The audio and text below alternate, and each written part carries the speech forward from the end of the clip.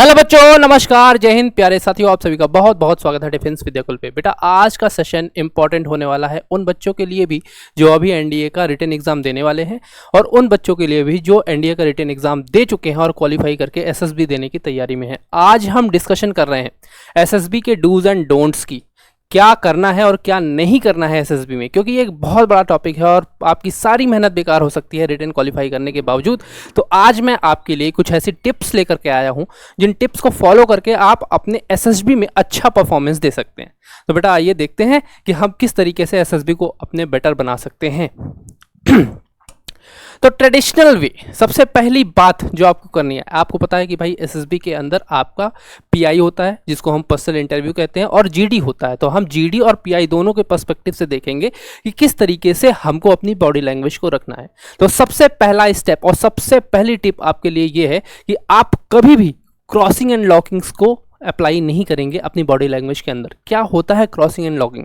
भाई देखिए, यहाँ पे दो लेडीज बैठी हुई हैं, दोनों के बैठने का तरीका अलग है। कैसे अलग है भाई? देखो, एक लेडी यहाँ पे बैठी हुई जिसके पैर फोल्ड हुए और हाथ पे लॉक्स हैं। आप जब भी फिंगर्स को लॉक करते हैं और आप जब भी अपने पैरों को फोल्ड करते हैं, आपस में क्रॉस करते हैं, तो ये एक निशानी होती है कि आपके अंदर कॉन्फिडेंस नहीं है और ये बॉडी लैंग्वेज एक बैड साइन होता है। तो आपको कभी भी किसी भी इंटरव्यू में, ए टू जेड जितने भी इंटरव्यू होते हैं, चाहे वो एसएसबी हो या फिर कहीं बाहर का कोई भी कॉम्पिटिटिव का इंटरव्यू हो, हर इंटरव्यू में ये पैटर्न फॉलो करना है। इस लेडी को आप देख सकते हैं, स्ट्रेट आपके पैर हैं और आपकी जो हैंड्स हैं वो कहाँ पे हैं? आपकी लैप में रखे हुए हैं। और ये सिंपलेस्ट वे है आपकी बॉडी लैंग्वेज को शो करने का, जो आपको कॉन्फिडेंट भी दिखाता है और वेल मैनर्ड भी दिखाता है। सेकेंड पॉइंट पे हम चलते हैं। इसके आगे अगर हम बात करें तो अननेसेसरी मूवमेंट जो है उसको आपको अवॉइड करना है। कैसे भाई? जब हम बात कर रहे होते हैं, कभी भी एक्सप्रेस कर रहे होते हैं, तो होता है क्या है कि हम अननेसेसरली अपने हैंड्स को मूव कर रहे होते हैं। कई बार ये आपके लिए प्रॉफिटेबल होता है अगर आप ऐसे प्रोफेशन में हैं जहाँ पे आपको एक्सप्रेस करना है, लेकिन जहाँ पे आपको आंसर करना है वहाँ पे अननेसेसरी मूवमेंट, जैसे हैंड मूवमेंट हो गया हो, पैरों का मूवमेंट हो गया हो, ये आपके लिए एक ड्रॉबैक बन सकता है। इसीलिए कभी भी अगर आप इंटरव्यू में बैठे हुए हैं तो ध्यान ये रखिए कि आपके हाथ कभी भी आपके हेड पे, फेस पे नहीं जाने चाहिए। आपकी आइज़ किसी आंसर को खोजते हुए ऐसे दीवालों को नहीं झांकनी चाहिए। आपकी आइज़ और आपके हैंड्स, आपका कंसंट्रेशन हमेशा पैनल मेंबर्स के ऊपर रहना चाहिए और जब भी वो आपसे कोई क्वेश्चन पूछे तो उसका सटीक आंसर आपको उनसे कांटेक्ट बना करके ही देना है। ऐसा नहीं कि आप अपने कॉन्फिडेंस को लो करते हुए अपने कंसंट्रेशन को कहीं और लेकर के जाएं और ये एक साइन बन जाए आपके फेलियर का। इमेज के माध्यम से आप देख सकते हैं, आदमी बैठा हुआ है जो अपने ब्रोस को स्क्रैच कर रहा है, यानी अपने फॉरहेड को स्क्रैच कर रहा है। ये पूरी तरीके से गलत है। दूसरा आदमी यहाँ पे बैठा हुआ है जो टेबल पे बैठा हुआ है और इसने क्या काम किया? अपने पैरों को हिलाना स्टार्ट कर दिया।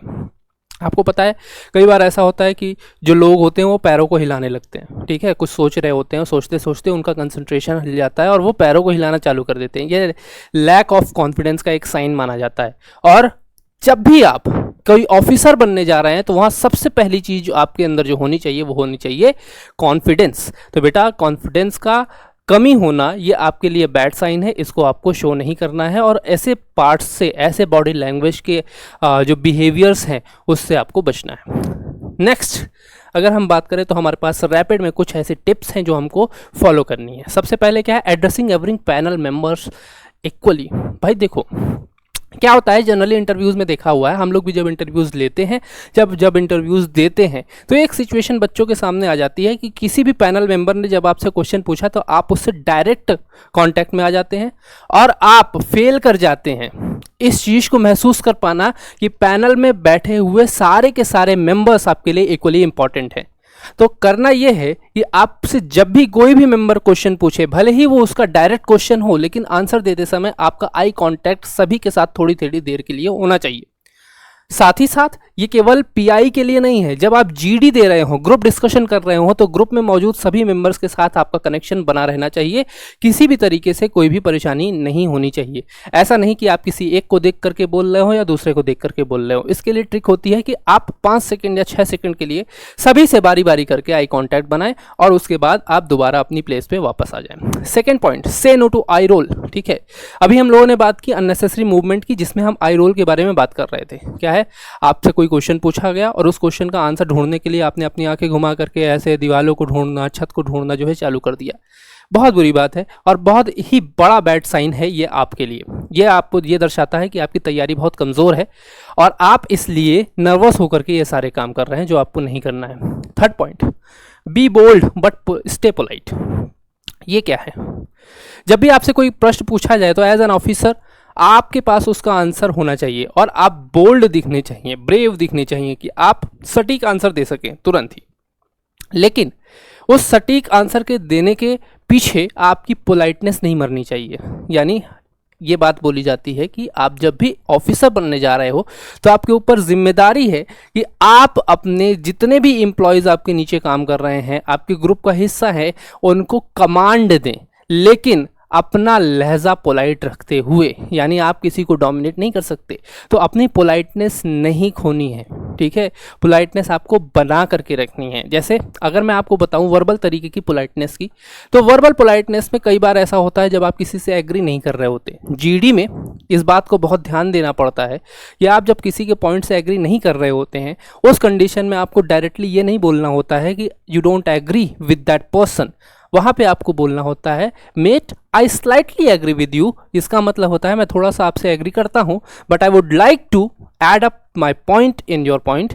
तो कंक्लूजन एक बनाना है जहाँ पे आप उसके पॉइंट को कंटिन्यू करेंगे, पूरी तरीके से खारिज नहीं करेंगे। अगर आप किसी को पूरी तरीके से खारिज कर देते हैं तो ये एक साइन है रूडनेस का, जो एक कमांडिंग ऑफिसर के अंदर नहीं होना चाहिए और ये आपके एसएसबी के लिए गलत हो सकता है। इसी के तरीके से अगर हम अगले अपने पार्ट पे चलें जो कहता है don't let your frustration out. GD में एक बहुत ज़्यादा परेशानी बच्चे झेलते हैं।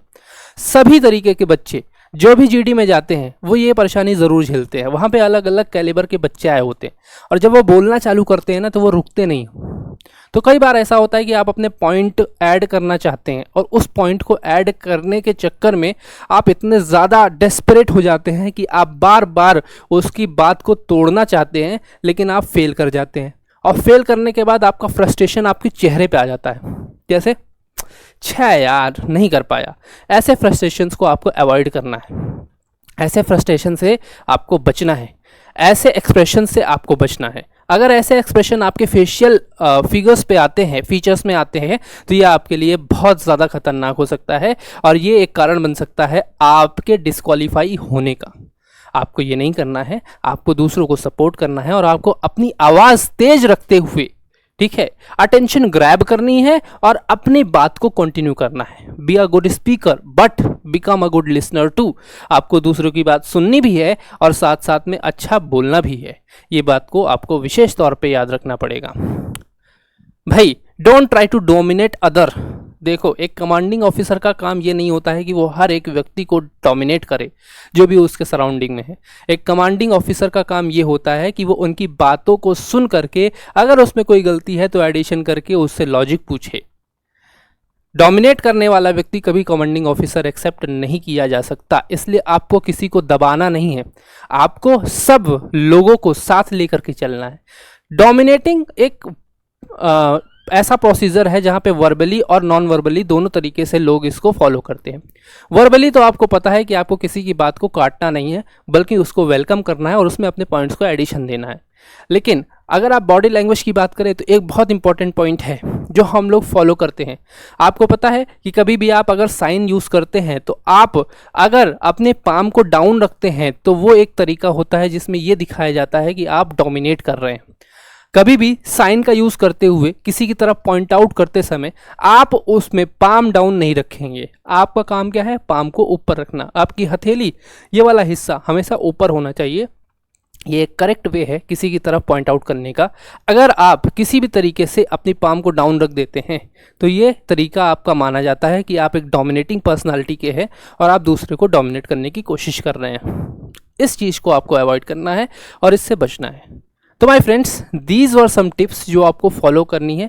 जो आप फॉलो करें अगर तो आपके एसएसबी का परफॉर्मेंस अच्छा हो सकता है। आई होप ये वीडियो आपको पसंद आएगी और इस वीडियो के साथ साथ आप डिफेंस विद्याकुल को सब्सक्राइब करेंगे, क्योंकि हम ऐसी और भी इंफॉर्मेटिव वीडियोज़ आपके लिए लाते रहेंगे। Thank you very much.